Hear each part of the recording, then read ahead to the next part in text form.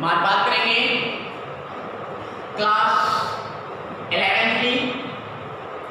उस दिन हमने चर्चा की थी मैंडलीफ और सारणी के बारे में कि मैंडलीफ ने आवर्त सारणी का निर्माण किस लिए किया, कैसे उन्होंने उनके गुणों के आधार पर तत्वों को अपनी सारणी में स्थान दिया।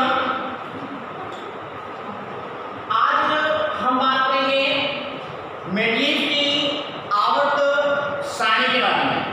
तो मैंडलीफ की आवर्त सारणी के बारे में हमने बताया था उस दिन कि मैंडलीफ ने सन 1869 ईस्वी की बात है। सन 1869 ईस्वी में मैंडलीफ ने तत्वों के गुणों के अध्ययन की सरलता के लिए या सुविधा के लिए उन्होंने तत्वों के प्रमाण भाग को बढ़ते हुए क्रम में या व्यवस्थित करके एक सारणी बनाई, जिसे हम क्या कहते हैं, मैंडलीफ की आवर्त सारणी कहते हैं। मैंडलीफ की आवर्त सारणी में हमने तुमको बताया था कि 7 क्या थी, क्षैतिज श्रेणियां थी।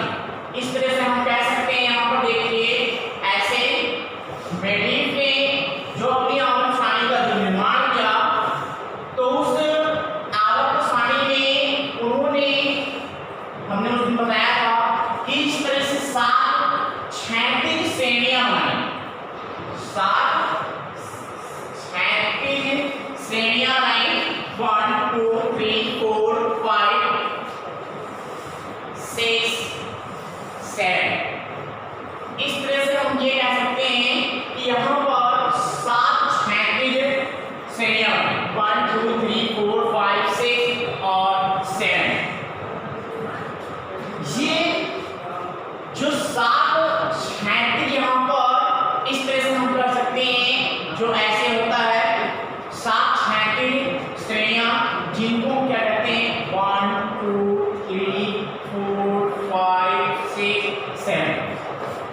इस तरह से ये 7 जो क्षैतिज श्रेणियां हैं, या हम ये कह सकते हैं कि ये बाएं से दाएं की हम बात करते हैं, तो ये जो 7 क्षैतिज जो श्रेणियां हैं, इनको हम क्या कहते हैं, आवर्त कहते हैं। क्या कहते हैं, आवर्त कहते हैं। इस तरह से बाएं से दाएं जब हम जाते हैं, तो ये जो क्षैतिज जो श्रेणियां बनाई उन्होंने अपनी आवर्त सारणी में जो स्थान दिया, 1 2 3 4 5 6 7, बाएं से दाएं की ओर हम जाते हैं, तो ये हमारे क्या कहलाते हैं, आवर्त कहलाते हैं। तो मैंडलीफ ने अपनी आवर्त सारणी में 7 क्षैतिज श्रेणियां हैं, जिनको हम क्या कहते हैं, आवर्त कहते हैं। और इसी में आज इन्होंने ऊर्ध्वाधर खाने बनाए, जिसे हम क्या कहते हैं, वर्ग या समूह कहते हैं। इस तरह से 1 2 3 4 5 6 7 8। इस तरह से जो आज उन्होंने ये ऊर्ध्वाधर जो दिख रहे हैं, जो खाने दिख रहे हैं, या हम ये कह सकते हैं जो ऊपर से नीचे इस तरह से जो आप खाने दिख रहे हैं, इनको क्या कहते हैं, हम वर्ग कहते हैं, या हम क्या कहते हैं, इनको समूह कहते हैं। वर्ग या समूह या इंग्लिश में ग्रुप। ग्रुप मतलब क्या होता है, ग्रुप मतलब समूह के रूप में। समूह के रूप मतलब जैसे मान लीजिए यहाँ से ये इतना ही पूरा एक क्या है, क्या एक समूह है, ग्रुप किसको बोलते हैं। तो पूरी आवर्त सारणी को मैंडलीफ ने 7 क्षैतिज श्रेणियां और 8 ग्रुप या ऊर्ध्वाधर खानों में उन्होंने पूरे 168 तत्वों को इन्होंने डिवाइड किया, जिसे हम क्या कहते हैं, वर्ग या समूह कहते हैं। लेकिन जिस समय आवर्त सारणी का निर्माण किया था 1869 में मैंडलीफ ने, उस समय केवल और केवल 60 तत्व ही ज्ञात थे। अक्रिय गैसों की जो खोज हुई। अक्रिय खोजो सक्रिय गैसों में, जिसको हम क्या कहते हैं, शून्य ग्रुप कहते हैं। शून्य ग्रुप में अगर हम बात करते हैं तो शून्य ग्रुप में क्या होता है, जैसे आपकी गैसेस आती हैं, हीलियम है, नियान है, आर्गन है, क्रिप्टॉन है, ज़ीनान है और रेडॉन है। Helium, neon, argon, krypton, xenon, radon, तो इनको हम क्या कहते हैं, अक्रिय गैसें कहते हैं, जो किसी से क्रिया नहीं करती हैं। इनको जो कोश होता है वो पूर्ण होता है, या इनको हम क्या कह सकते हैं, रेयर गैसेस भी कहते हैं। तो इन सभी तत्वों की या गैसों की उस समय क्या है, या अक्रिय गैसों की खोज नहीं हुई। उसके बाद में क्या हुआ, मेंडलीव की मूल आवर्त सारणी में वर्ग नहीं था। जो हम समूह की बात करते हैं, ये जो आपको उदाहरण खाने दिख रहे हैं, जो 8 हमने समूह की बात की है, जिस समय मेंडलीव ने अपनी मूल आवर्त सारणी का निर्माण किया, उस समय वर्ग या समूह भी नहीं थे। इस मूल आवर्त सारणी की कुछ विशेषताएं हैं जो निम्न हैं। सबसे पहले कि जो मूल आवर्त सारणी थी मेंडलीव की, उन्होंने जो तत्वों को रखा, उन्होंने ये कहा, या उन्होंने उस समय तत्वों को उनके प्रमाण क्रमांक के बढ़ते हुए क्रम में रखा। उन्होंने ये कहा कि तत्वों के भौतिक तथा रासायनिक गुणधर्म उनके प्रमाण क्रमांक के आवर्ती फलन होते हैं। कहने का मतलब कि उन्होंने उसमें जो स्थान दिया मेंडलीव आवर्त सारणी में, वो प्रमाण क्रमांक के बढ़ते हुए क्रम में, बढ़ते हुए क्रम में तत्वों को रखा गया। इस तरह से बाएं से दाएं, जैसे जैसे क्या होता है कि बाएं से दाएं बढ़ते जाते हैं, वैसे वैसे क्या होता है, उनका प्रमाण क्रमांक भी बढ़ता जाता है। जैसे यहाँ पे लिखते हैं, हम हाइड्रोजन लिखते हैं, यहाँ पे आपका हीलियम होता है, तो हाइड्रोजन जो प्रमाण क्रमांक होता है वो 1 होता है, हीलियम जो प्रमाण क्रमांक होता है वो 2 होता है। इसी तरह से लिथियम की बात करते हैं, बेरिलियम की बात करते हैं, बोरान की बात करते हैं, कार्बन की बात करते हैं, नाइट्रोजन की बात करते हैं, ऑक्सीजन की बात करते हैं, फ्लोरीन की बात करते हैं, फिर आपको आता है नियान, फिर इसी तरह से आगे हम बढ़ते हैं, सोडियम आता है, मैग्नीशियम आता है, एल्युमिनियम आता है, सिलिकॉन आता है, फास्फोरस आता है, क्लोरीन आता है, sodium, magnesium, aluminium, silicon, phosphorus, chlorine, फिर क्या होता है, आर्गन। तो इस तरह से क्या होता है कि जैसे जैसे क्या होता है हम बढ़ते जाते हैं, उसी तरह से क्या होता है, इनके प्रमाण क्रमांक भी क्या होते हैं, बढ़ते जाते हैं। तो जैसे जैसे हम बाएं से दाएं बढ़ते हैं, उनका क्या होता है, प्रमाण क्रमांक भी बढ़ता जाता है। इसमें इन्होंने क्या बताया मूल आवर्त सारणी में कि 7 36 खाने हैं जिन्हें आवर्त कहा गया, और 8 ऊर्ध्वाधर खाने जिन्हें वर्ग कहते हैं। 8वें वर्ग को छोड़कर जो 8वें ग्रुप की बात की गई, समूह की बात की गई है, तो इन्होंने ये कहा कि जो 1 से 7 तक जो वर्ग या जो समूह की बात की जाती है, यानी 1 से 7 तक, तो 1 से 7 तक जो वर्ग या जो समूह थे, उनको इन्होंने क्या किया, ए और बी उपवर्गों में बांटा, ए और बी उपवर्गों में बांटा। और जो 8वां जो ग्रुप था, उस 8वें ग्रुप को छोड़कर, 8वें ग्रुप को इन्होंने ए और बी उपवर्गों में नहीं बांटा। बाकी प्रत्येक वर्ग को जो 1 से जो 7 तक थे, उनको इन्होंने ए और बी उपवर्गों में विभाजित किया। प्रथम जो 3 आवर्त थे, उनको क्या कहते हैं, हम लघु आवर्त कहते हैं। प्रथम 3 यानी ये प्रथम, द्वितीय और तृतीय। जो प्रथम, द्वितीय और जो तृतीय, ये जो 3 जो आवर्त हैं, इन 3 आवर्त को हम क्या कहते हैं, लघु आवर्त कहते हैं। इन्होंने प्रथम 3 आवर्त को इन्होंने क्या कहा, लघु आवर्त कहा। 4, 5 तथा 6 यानी चौथा, पांचवा और छठा। जो चौथा, पांचवा और जो छठा जो आवर्त था, चौथे, पांचवें और छठे आवर्त को इन्होंने क्या कहा? दीर्घ आवर्त कहा। क्या कहा? दीर्घ आवर्त।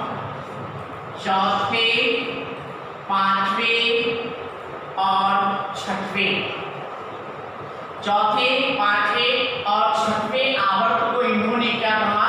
दीर्घ आवर्त कहा। प्रथम और द्वितीय आवर्त की बात करते हैं। प्रथम और द्वितीय आवर्त को इन्होंने क्या कहा था? लघु आवर्त। लघु आवर्त। लघु आवर्त, लघु मतलब क्या होता है? छोटा। लघु मतलब छोटा। तो लघु आवर्त में यानी प्रथम और द्वितीय आवर्त की बात करते हैं, जिन्होंने लघु आवर्त कहा। तो प्रथम और जो द्वितीय आवर्त की बात करते हैं, तो प्रथम आवर्त में केवल और केवल दो तत्व रखे गए हैं, हाइड्रोजन और हीलियम। हाइड्रोजन और हीलियम केवल दो तत्व रखे गए हैं, जिन्हें हम क्या कहते हैं? लघु आवर्त कहते हैं। इसी तरह से अगर हम दूसरे आवर्त की बात करते हैं, तो दूसरे आवर्त में क्या होता है? हमारे 8 तत्व रखे गए हैं, 1 2 3 4 5 6 7 8। जो दूसरा आवर्त है उसमें 8 तत्व रखे गए हैं। तो पहले और दूसरे आवर्त को हम क्या कहते हैं?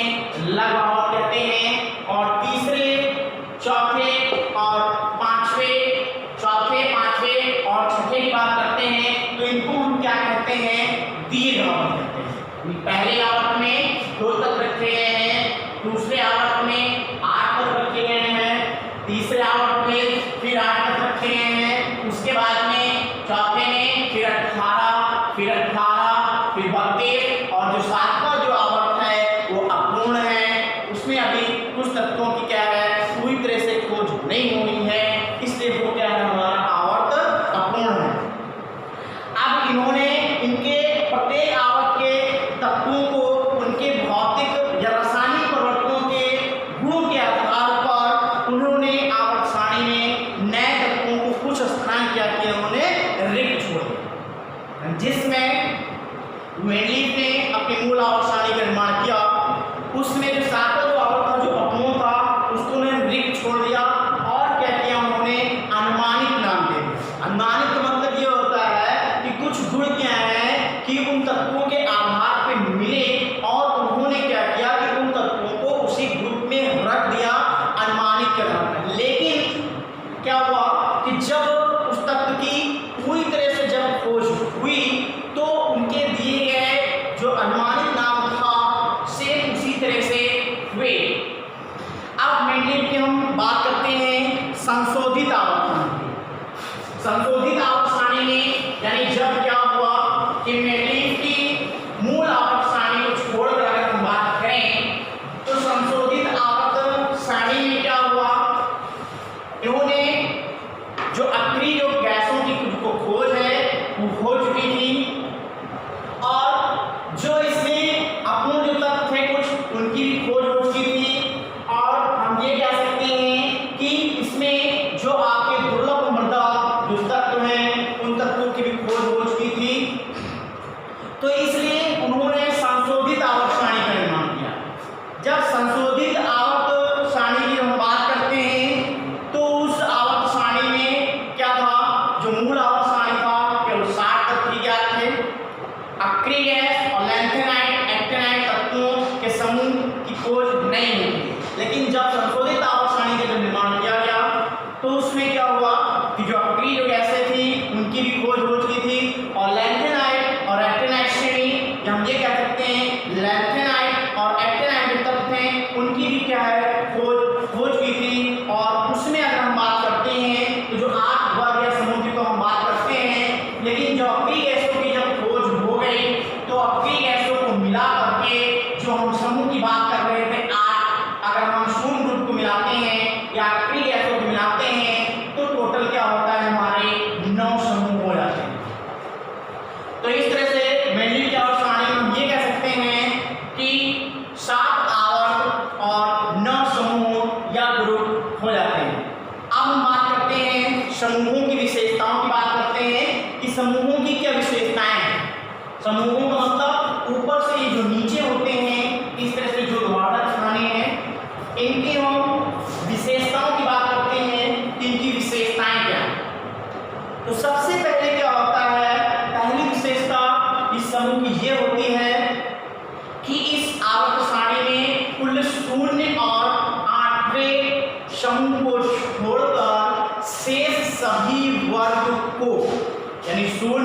यहाँ पर हम बात करते हैं अगली कैसे होगी, शून्य समूह को और आठवें वर्ग को छोड़कर क्या होता है, शेष सभी वर्गों को क्या है यहाँ पर ए और बी उपवर्गों में बांटा गया है। ये पहली विशेषता है वर्ग की। क्या होता है कि शून्य ग्रुप और आठवें समूह को छोड़कर प्रत्येक वर्ग को ए और बी उपवर्ग में बांटा गया है। एक ही समूह में जो उपवर्ग है उसको क्या है बाईं ओर, यानी ए उपवर्ग को क्या किया गया है बाईं ओर रखा गया है, और जो बी उपवर्ग है उसको क्या किया गया है दाईं ओर रखा गया है। और प्रत्येक वर्ग के तत्वों के गुणों में परस्पर समानता पाई जाती है। क्योंकि मेंडलीफ ने क्या कहा, मेंडलीफ ने ये कहा कि जिनके गुण एक समान हैं उनको एक ही वर्ग में रखा गया है।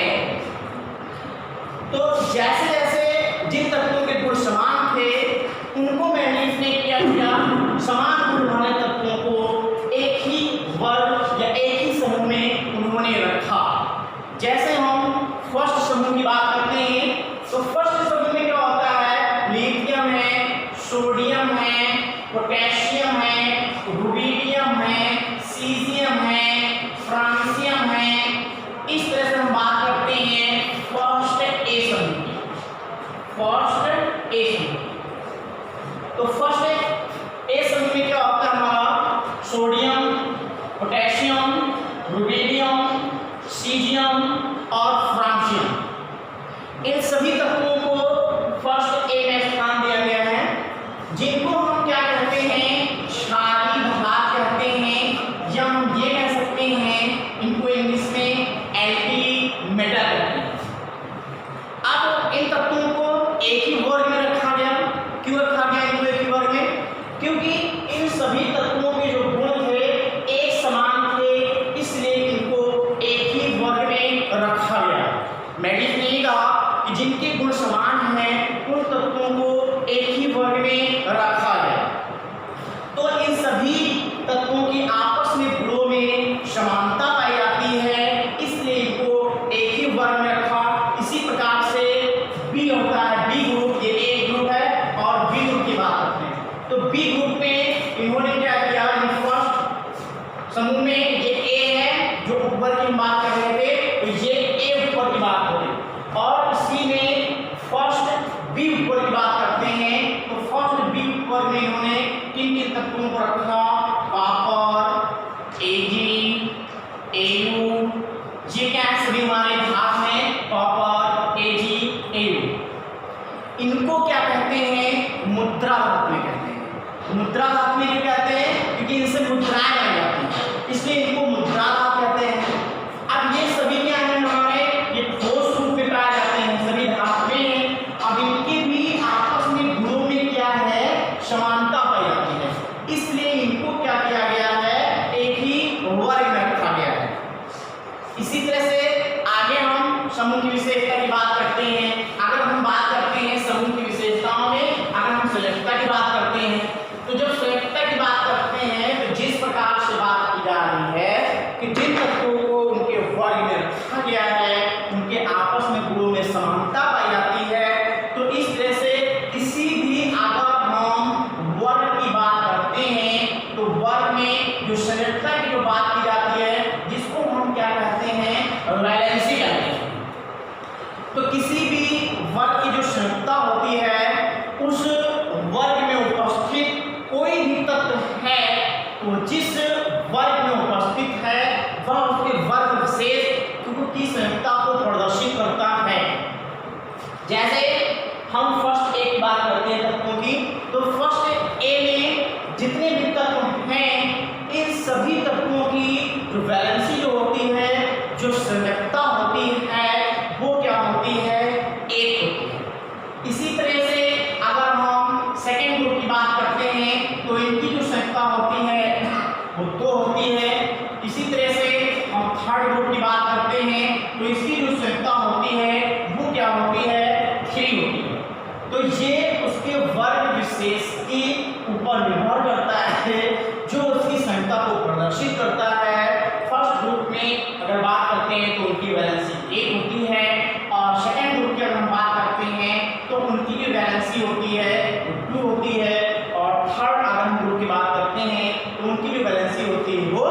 फ्री होती है।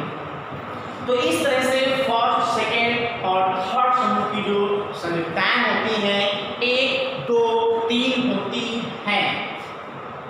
अब 1, 2, 3 और भी इनमें कुछ समानताएं हैं। जैसे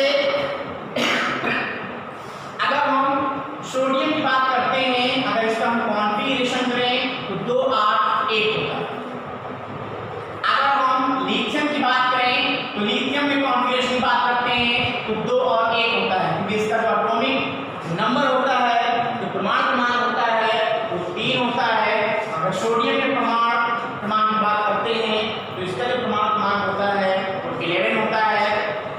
तो इनमें वास्तव कोष में इलेक्ट्रॉनों की जो संख्या है वो देखिए क्या होती है, समान पाई जाती है। इसी तरह से हम पोटेशियम की अगर बात करते हैं तो इसका जो परमाणु क्रमांक होता है 19 होता है। इसका अगर हम कॉन्फ़िगरेशन करते हैं तो 2, 8, 8, 1 होता है, यानी 8 + 18, 19। दिन वास्तव कोष में क्या होता है, 1 इलेक्ट्रॉन होता है। अब क्या होगा, इसमें आपस में सम्मिलित गुणों में समानता पाई जा रही है, क्योंकि इसमें सभी में वास्तव कोष में क्या है, 1 इलेक्ट्रॉन पाया जा रहा है। तो इसलिए इनके गुणों के आधार पर क्या किया गया है, इनको एक ही वर्ग में रखा गया है। अब और वर्ग विशेषताओं की बात करते हैं। आगे वर्ग विशेषता की बात करते हैं तो आयनन विभव की बात करते हैं। आयनन विभव की बात करते हैं। आयनन विभव की बात करते हैं। आयनन विभव किसी भी उपवर्ग की अगर हम बात करते हैं तो किसी उपवर्ग में क्या होता है कि ऊपर से नीचे जाने पर परमाणु भार जब इनका बढ़ता है, यानी ऊपर से नीचे, जैसे जैसे क्या होता है ऊपर से नीचे की ओर हम जाते हैं तो ऊपर से नीचे जब जाते हैं तो इनका परमाणु भार क्या होता है, बढ़ता जाता है। जैसे जैसे ऊपर से नीचे आएंगे इनका परमाणु भार बढ़ता जाएगा, परमाणु क्रमांक बढ़ता है, परमाणु क्रमांक के साथ साथ क्या होता है, इनका परमाणु भार भी बढ़ता है। तो जैसे जैसे क्या होता है इनका परमाणु भार जब बढ़ता है तो आयनन विभव का मान क्या होता है, घटता है। तो ये भी इनकी समूह की विशेषता है। फिर परमाणु त्रिज्याओं की बात करते हैं। परमाणु त्रिज्याएं,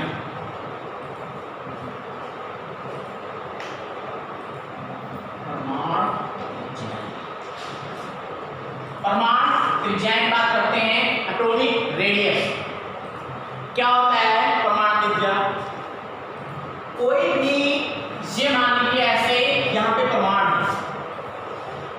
इस परमाणु में क्या होता है, एक हमारा केंद्र बिंदु होता है, केंद्र या केंद्र बिंदु कहते हैं यहाँ पर, ऐसे इलेक्ट्रॉन है।